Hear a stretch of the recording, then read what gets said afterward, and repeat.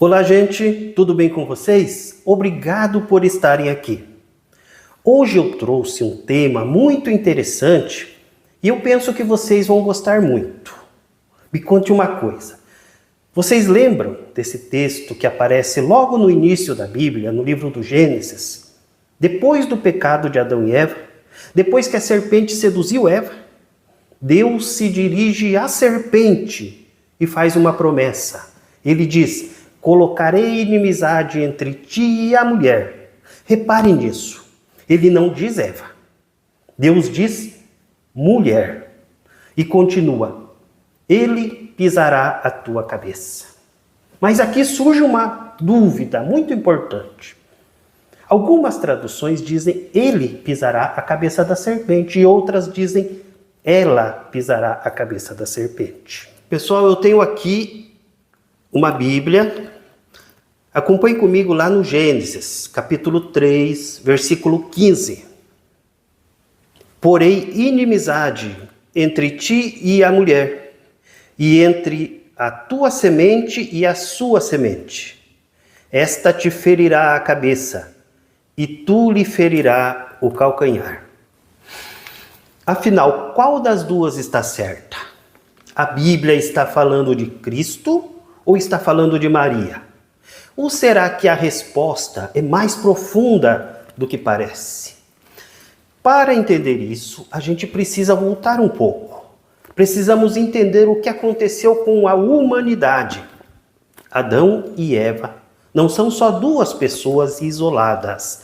Elas representam todos nós, a humanidade toda, do mundo inteiro. Pessoas do passado, do presente, de todos os tempos. Cada um de nós é Adão e Eva. Então, quando a Bíblia fala do pecado original, ela está dizendo algo muito profundo. O ser humano não conseguiu corresponder plenamente à graça de Deus. Ou seja, a humanidade preferiu ouvir a voz do pecado em vez da voz de Deus. Mas mesmo assim, Deus não abandona o ser humano. No exato momento da queda, ele faz uma promessa. Ele diz: porém, inimizade entre ti e a mulher, entre a tua descendência e a descendência dela. E aqui nasce uma grande pergunta: quem vence a serpente? Vejam que num primeiro momento parece que a mulher tem um papel central. E isso começa a fazer ainda mais sentido quando a gente olha para o Novo Testamento. Porque lá existe uma figura muito importante que é chamada justamente de mulher. Jesus chama sua mãe assim. Vejam que nas bodas de Caná, na cruz, mulher, eis aí o teu filho. Por isso, desde muito cedo, a tradição cristã entendeu: essa mulher é Maria. Vejam que já no século II, Irineu de Lyon, Santo Irineu de Lyon, doutor da igreja, disse assim: o nó da desobediência de Eva foi desatado pela obediência de Maria. Ou seja, se em Eva houve desobediência, em Maria houve um sim. Então surge a dúvida: é Maria quem vence a serpente? Ou ela tem outro papel nessa história? Voltando ao Gênesis, o texto continua: ele te ferirá a cabeça. O texto original hebraico está claro: ele. Por isso, muitas traduções mantêm essa forma. Mas então, por que algumas dizem ela? Isso seria um erro?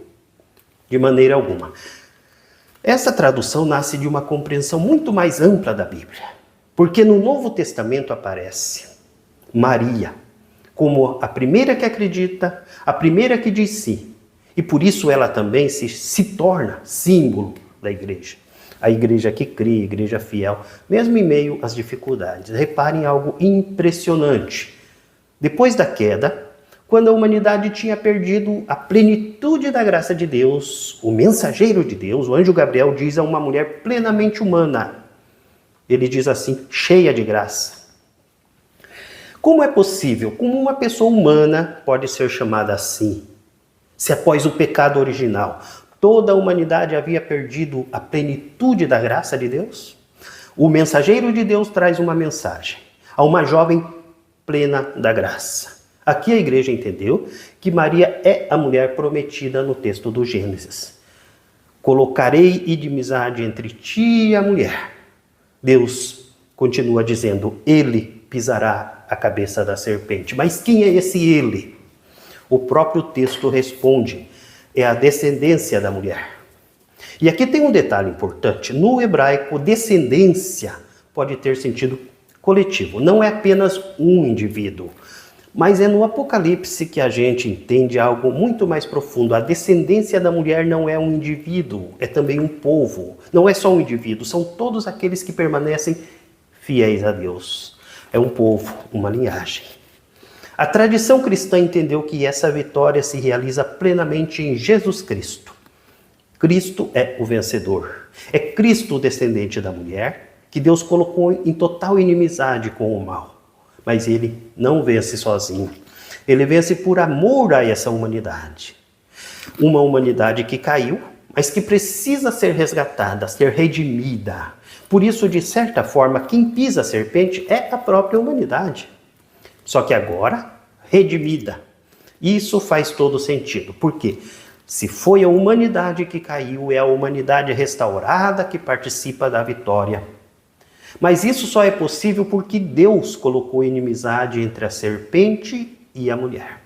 Porque foi através dessa mulher que Deus assumiu a nossa humanidade. Se em Eva, a humanidade disse não a Deus, em Maria, é essa mesma humanidade que responde sim. E é por esse sim que Deus entra na história. Deus nos criou livres.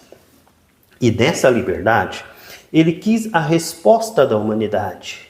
E quem respondeu foi uma mulher cheia de graça, inimiga da serpente. E do seu ventre nasce aquele que vence o mal. Mas tem mais. Quando Cristo assume a humanidade, Ele nos une a si. A tradição chama isso de corpo místico de Cristo. O apóstolo São Paulo ensinou. Cristo é a cabeça, nós os membros. Vejam que isso, quando Cristo vence, a vitória alcança o corpo todo. E é nesse sentido que algumas traduções dizem, ela pisará a tua cabeça. Não porque Maria vence sozinha, mas porque em Cristo toda a humanidade participa da vitória de Jesus Cristo. Porque Cristo é o vencedor, só que nós, unidos a Ele, somos o seu corpo místico. Participamos dessa vitória. O Apocalipse ainda diz, o dragão tentou destruir o filho dessa mulher, mas não conseguiu. Então, passou a perseguir o restante da sua descendência. E quem são eles? Os que guardam os mandamentos de Deus e mantêm o testemunho de Jesus. Ou seja, não é uma única pessoa, é todo o povo de Deus. Quando a Bíblia fala da vitória sobre a serpente, ele está falando de algo muito maior. Cristo vence, mas ele quis nos incluir nessa vitória. Quis fazer parte da humanidade, uma só família, uma só descendência. Por isso, unidos a Cristo, a humanidade, que um dia caiu por ouvir a serpente, agora redimida, pisa na serpente. No primeiro livro, a mulher tem amizade com a serpente. No último livro, a mulher tem uma inimizade total com o dragão, que é a mesma serpente do Gênesis. A primeira mulher representa a humanidade que caiu, e a segunda mulher é símbolo da humanidade redimida. No livro do Apocalipse, João coloca ela como figura da igreja perseguida. Quando a tradução diz, ela pisará, está dizendo a mesma coisa, só que agora num sentido mais amplo, muito mais profundo. É a humanidade salva por Jesus, inserida no seu corpo místico, formando um só corpo. É a humanidade que pisa a cabeça da serpente.